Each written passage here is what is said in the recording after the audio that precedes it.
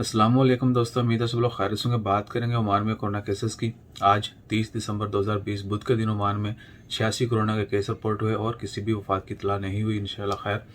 और ओमान में corona cases की कुल तादाद 1,28,719 हो चुकी है, जबकि सेहतियाब होने वालों की कुल तादाद 1,21,614 है और वफात पाने वालों की कुल तादाद 1,497 है। जबकि पिछले 24 घंटों में 7 मरीजों को हॉस्पिटल में एडमिट किया गया और हॉस्पिटल में एडमिट मरीजों की कुल तादाद 82 है, जबकि 31 मरीज अभी तक आईसीयू में हैं। तमाम मरीजों की सेहतयाबी के लिए दुआ करें। अल्लाह ताला उन तमाम लोगों को, खा वो किसी भी मर्ज में मुब्तला हूँ, शिफाए कामला अता फरमाए। जितने भी लोग वफात पा चुके हैं, अल्लाह ताला उनकी मगफिरत फरमाए, उनके वाकिन को सब्र जमील अता करें। No in English. Dear all, today on 30 December, Oman report 86 COVID-19 cases and no death.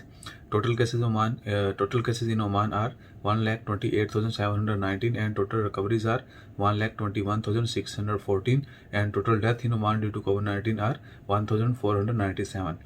7 patients admitted to hospital in last 24 hours and total number of patients in hospital are 82, while 31 patients are still in ICU.